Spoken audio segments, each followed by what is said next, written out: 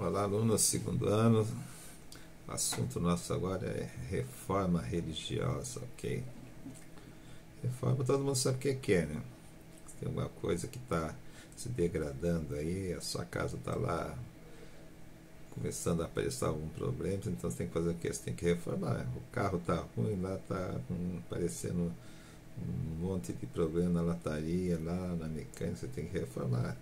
Ou seja, você vai ter que tirar o que tem de errado lá e arrumar e deixar tudo certo. Então, a reforma religiosa quer dizer o seguinte: a religião, o cristianismo na Europa havia saído lá das suas origens, então precisava voltar a essas origens, ok? O que estava acontecendo é o seguinte: antes não existia uma escola de formação para padres. Então, uma pessoa ensinava a outra, passava o ensinamento para a outra ali, ensinava o latim, que as escrituras eram todas em latim, e a pessoa se tornava padre. Uma época aí do feudalismo, onde ninguém podia mudar de classe social, né? A pessoa nascia servo lá e não tem salário, presta serviço a um nobre, um conde, um barão, um duque, um marquês, um rei. Então ele vai passar a vida dele servindo alguém, levando uma vida de miséria e nunca vai sair daquilo. Então uma das maneiras que existiam de mudar de vida social era se tornar padre. Vai trabalhar, né? Vai cuidar só da fé do povo, não mexe no pesado, ia ter um lugar para morar, ia ter alimentação, ia ter roupa, então tá na vantagem. E se o padre começar a desviar uma graninha que roubar bastante ali, ele pode enriquecer, né? E aí ele podia comprar um cargo de bispo. O cargo de bispo era vendido.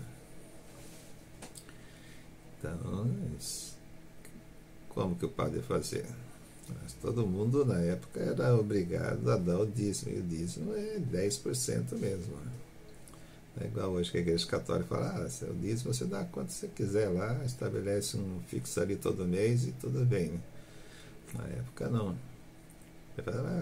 Nem todo mundo tinha dinheiro, mas não tinha dinheiro, mas tinha lá, se tivesse 10 vaquinhas, uma era da igreja, se nascesse 10 ovelhas, uma é da igreja. Se colhesse 10 sacos de trigo, uma é da igreja. 10 sacos de cevada, uma é da igreja. Então, 10% de tudo.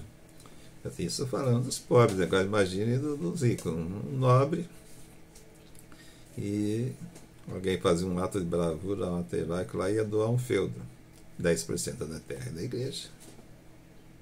Entendidos? Um rei ia doar um feudo. Um nobre, uma pessoa que recebeu um título de nobreza, conde, barão, duque, marquês, e aí 10% é da igreja. O que aconteceu então, né, pelo século XV?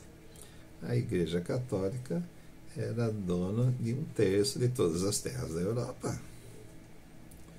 A igreja está para cuidar de terra ou está para cuidar da fé do povo? Aí começou o problema. Para esses padres conseguir dinheiro, o que é que eles faziam? Então eles incentivavam as pessoas que as pessoas deveriam ter em suas casas uma relíquia sagrada, um objeto que pertenceu assim a uma situação considerada santa aí diante da igreja, porque pertenceu a alguma pessoa importante, tá bom? E aí, que esse objeto seria sagrado e estaria abençoando sua casa. Então, o que é que eles faziam? Pegavam um pedaço de madeira velha, dizia que era um pedaço da cruz onde Jesus foi crucificado, e vendia. Pegavam um espinho velho seco, e esse espinho velho dizia que era da cruz que foi colocada na cabeça de Jesus quando ele foi crucificado. Pegavam um pedaço de tecido velho, dizia que era do tecido que rolou o corpo de Jesus quando desceu da cruz. Pegavam um osso velho lá, dizia que era um osso da jumenta onde Jesus entrou em Jerusalém, lá o famoso Domingo de Ramos, né? Então são objetos falsos, ok? Que eram vendidos e dependendo do objeto, um nobre comprava e pagava muito, tá bom? Assim eles juntavam dinheiro e depois conseguiam comprar um cargo do bispo. Agora, se não tivesse um cargo de bispo vago, eles davam um jeitinho, né? Afinal de contas, não é uma pessoa que tenha lá uma vocação religiosa que está ali, é uma pessoa ambiciosa, tem pretensões políticas aí, né? Então, arrumava alguém, mandava matar o bispo que estava na região, aí assumia o lugar. Aí ele ia ter um castelo, ter muitas terras para ele comandar ali, iam ter muitos servos trabalhando para ele, e ele se tornaria rico, poderoso, e ele ia impor a ordem da igreja em sua região, ok? Às vezes eu mantinha até alguma mulher lá em algum quarto no castelo, assim, engravidava, mandava matar a mulher e então, esses camaradas não eram nada santo não. Então estava errado. O que aconteceu com o tempo? No século XV, quase a totalidade dos bispos eram só cargos políticos. Pessoas sem vocação religiosa que chegaram no poder. Para eleger um cardeal, também era no meio dessas pessoas. O Papa tinha que ser uma pessoa que pertencesse às ricas famílias romanas. Então, virou tudo política. A igreja saiu das suas origens. Ok? Era normal ter padres que se casavam, que tinham relacionamentos com mulheres. Então, e era proibido na igreja. Precisava voltar às suas origens. Algumas pessoas tentaram mudar, como São Tomás de Aquino, John Hus, John Wycliffe, pessoas de dentro da Igreja Católica que tentavam fazer alguma mudança, mas não conseguiram, porque faltava força política. Quem vai conseguir é um monge, fala alemão, né, mas não existia Alemanha. Um monge alemão chamado Martinho Lutero. O Lutero, ele era um jovem burguês, estudou filosofia, fez direito dentro da filosofia e fez teologia. Na época só existia a faculdade de filosofia, então ali dentro você escolhia o que estudar, né? Então ele se especializou em direito e em teologia. Teologia estuda sobre as coisas de Deus, então o estudo da Bíblia. Quando o seu pai morreu, então ele, para santificar-se, né, então ele resolveu se tornar um monge, achando que aí teria sua salvação, iria para o céu mais fácil, né? E resolveu fazer uma peregrinação até Roma, né? Então isso é uma coisa normal, as peregrinações nos católicos aí. Só que quando ele chega em Roma, o que é que ele vai encontrar lá? Aquela alta cúpula da igreja corrupta, que era mais política do que religiosa.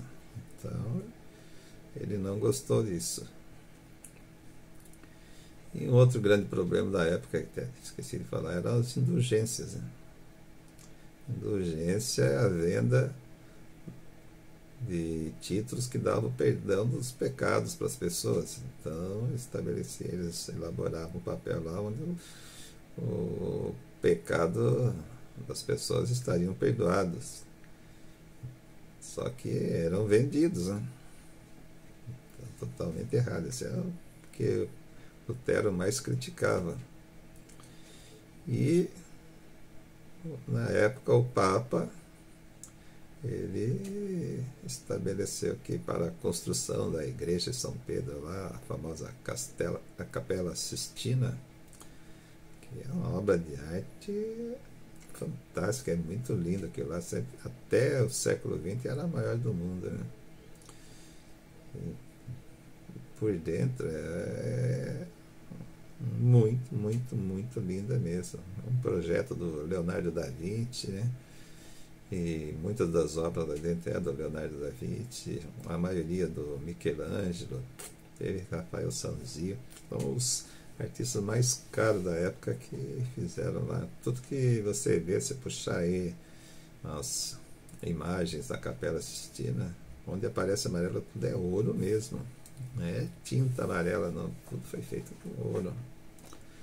Então é muito lindo aquilo lá. Mas para fazer aquilo precisava muito dinheiro. Então o Papa ordenou aí que todos os padres vendessem indulgências para aí pegar o dinheiro para construir aquela maravilha lá, né?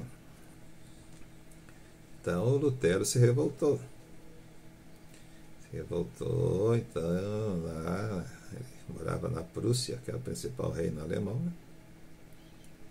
Escreveu 95 teses, ou seja, 95 coisas erradas ali que a Igreja Católica está fazendo, que não condizia com a Bíblia, né? E pregou nas portas lá da igreja de Wittenberg, cidade onde ele estava lá, morando no momento. E ali ele passou a criticar tudo que a Igreja Católica estava fazendo de errado.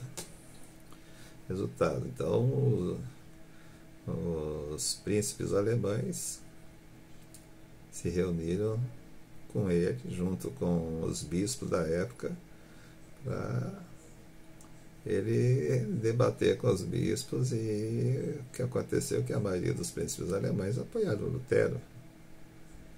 E a partir daí ele vai começar a chamada Igreja Luterana, né, que a primeira é chamada Igreja Reformada, onde a igreja volta às suas origens, como era no tempo lá dos apóstolos, né.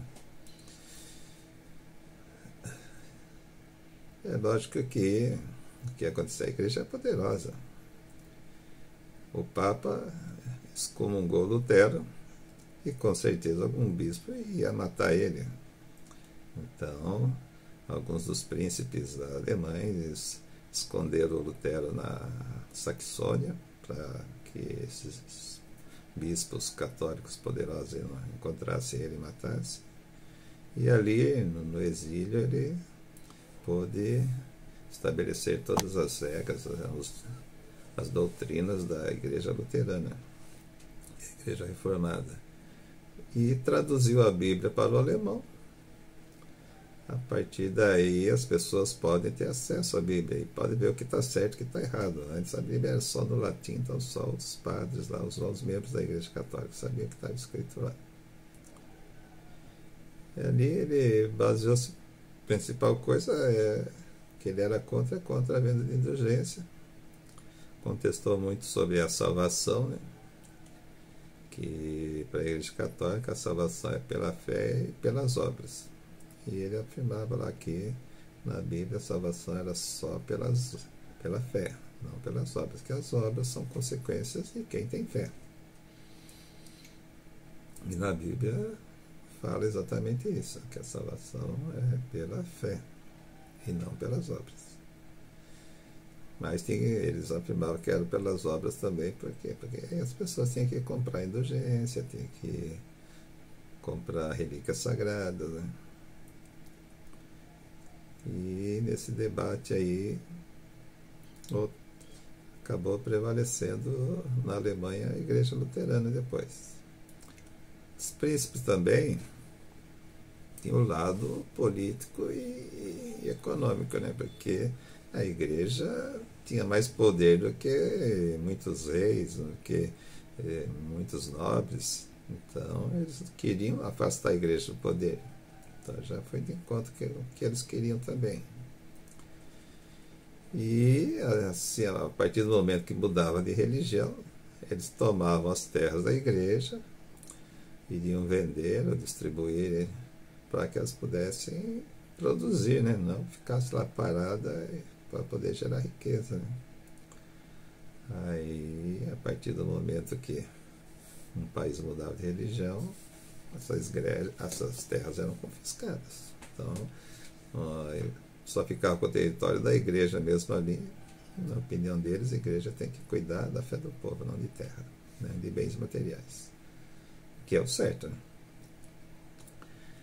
Primeiro, então, foi na Alemanha, depois outros países foram seguindo, vários países europeus foram também fazendo suas reformas religiosas. Na Inglaterra surgiu a religião anglicana, na França, os huguenotes, depois os presbiterianos, e depois foi também outros países. E sobrou ali totalmente católico Portugal, Espanha e Itália. Então, a Igreja Católica tinha que fazer alguma coisa para poder mudar isso aí. Então, eles organizaram o Concílio de Trento. A reforma começou em 31 de outubro de 1517, quando Martinho Lutero fixou lá as 95 teses da porta da igreja de Wittenberg. Então, só muito tempo depois que eles resolveram fazer lá o Concílio de Trento, tá bom? Isso em 1545.